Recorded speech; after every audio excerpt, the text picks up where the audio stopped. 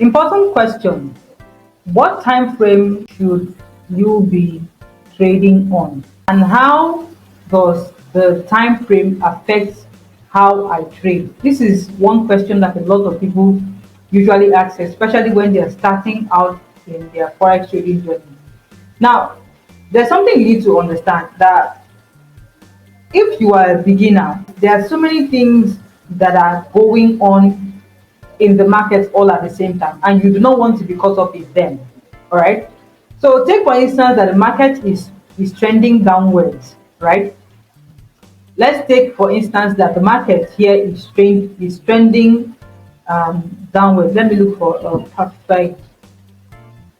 Okay. So let's work with this uptrend that we can see right here.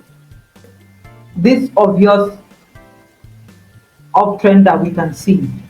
Let's work with this. So the time frame that is important to you depends a lot on the kind of trader that you are.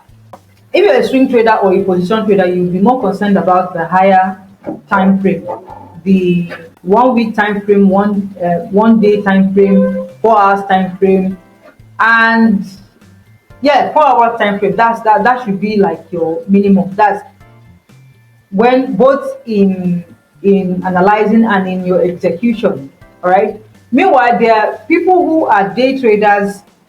Yeah, people who are day traders, they are more concerned about trading within a very short time. They want to go in and out of the market within a particular day. All right. Then we also have those who are scalpers that are more interested in the seconds time frame, 1 minute, at most 3 minutes, 5 minutes, and then they are just out of the market. They don't want to waste a lot of time in the market. But whether or not you are a swing trader or you are a day trader or you are a scalper, it is important that you know the overall trend of the market. All right, this is going to give you a clear um, perspective. It's going to let you know if there are people who are scalpers, who are day traders that intentionally trade the opposite of the market. They trade the opposite of the trend of the market intentionally. All right, but they do it bearing in mind that it is only for a short term. Now, take for instance, this is Euro USD. All right, and you can see obviously this market is trending. All right, obviously this market is trending higher. It is in a bullish market. It is in an uptrend. All right, it is longing. I'm saying the same thing.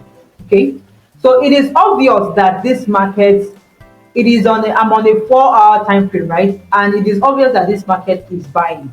There are people who sell from here to here. Okay, there are people who sell from here, from this last higher high to this higher low.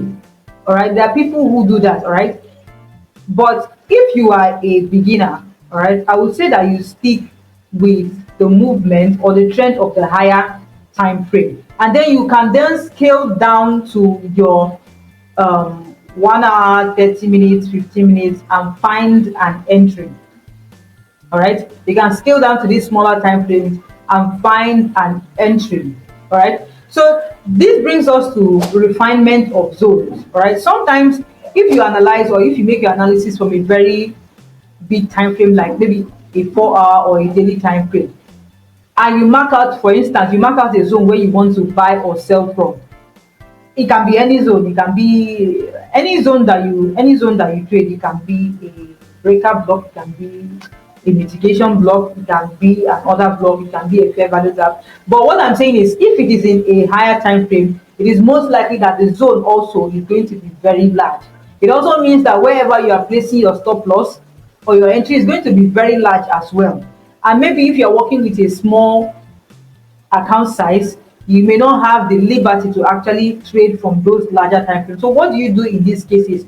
What you ought to do is to scale down or refine your zone. All right, refinement of zone is actually quite easy. All right, in the direction of the market, let's say you have found out that this market is trending upwards and you want to be looking for buying opportunities, you want to be looking for a demand zone. All right, I want to let's assume that I have found a demand zone right here.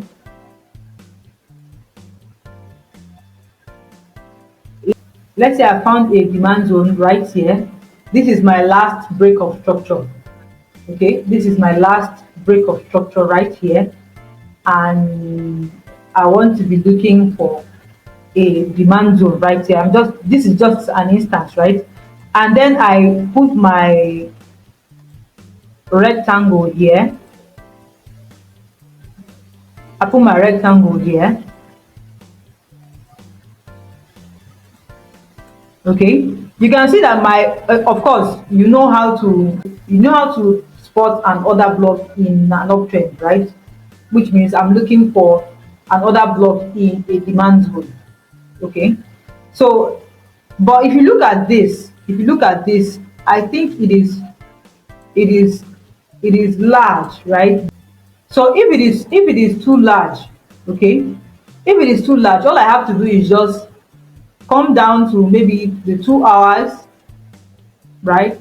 Or the 30 minutes time. You can see that now the zone I marked covered this entire place, it covered about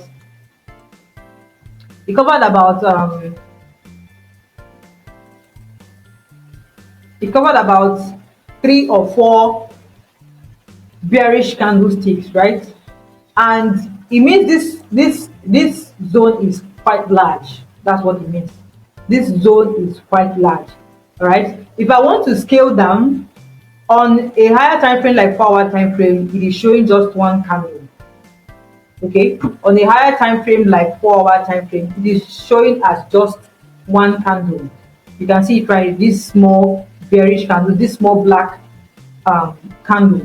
candlestick right here. But if I scale down to maybe 2 hours or 1 hour time frame, I'm going to get a much smaller candlestick. Okay, let's say I move this here. So you can see that I am also in line with the original trend of the market. I am in line with the original trend of the market, but in this case I have just made my zone smaller so that I am not overexposing myself.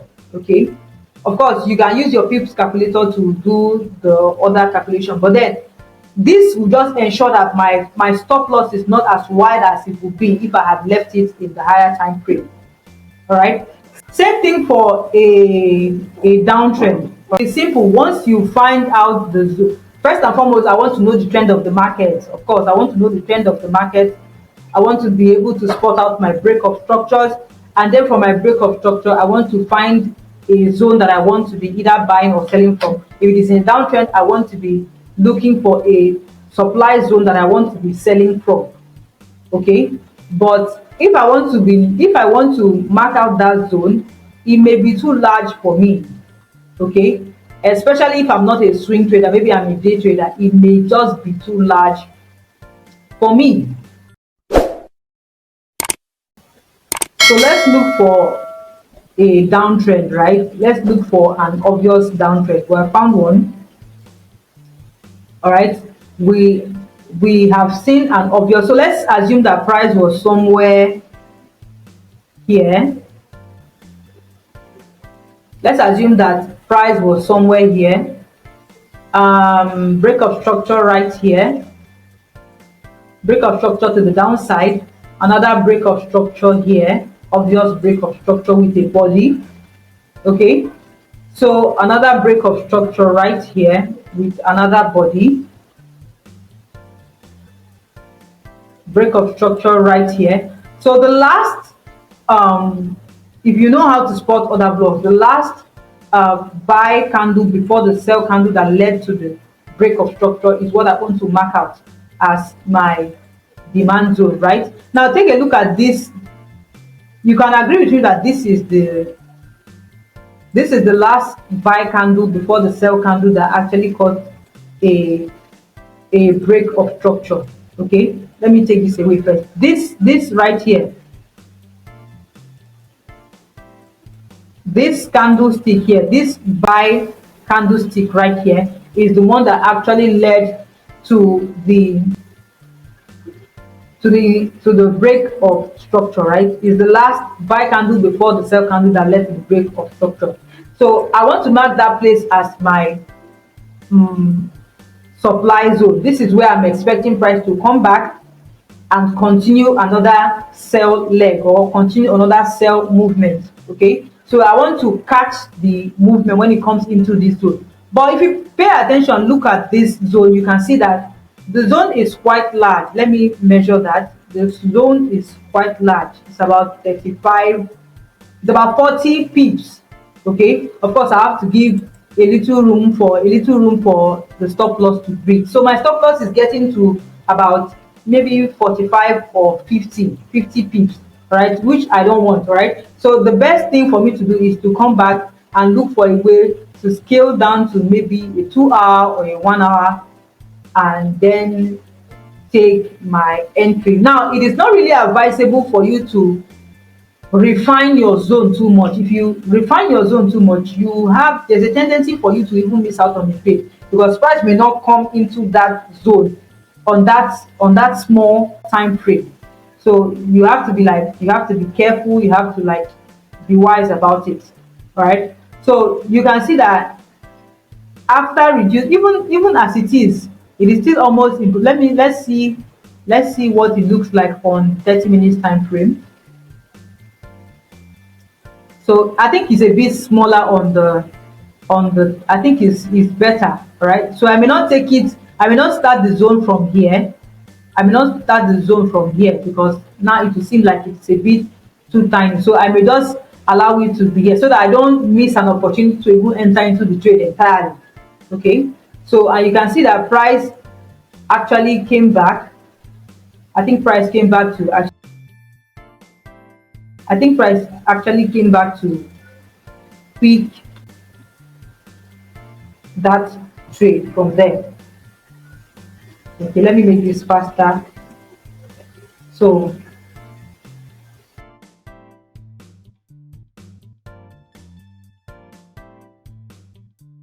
in this smaller time frame, you can see that there are other movements, right? So for somebody who is for a beginner, it's even advisable that you stick with the demand or the supply zones of the higher time frame, because these are the zones where price is most likely to react from. Okay, these are the zones where price is most likely to. So all of this here, liquidity inducement for people to think that, of course there are people who trade this, but as a beginner you shouldn't be concerned about catching all the very tiny movements here and there, because it's going to.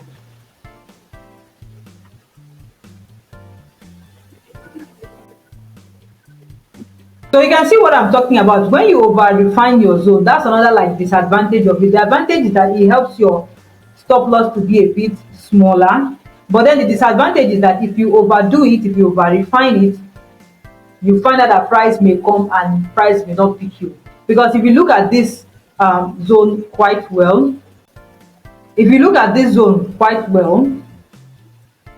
actually tapped into the zone on the 4 hour, right?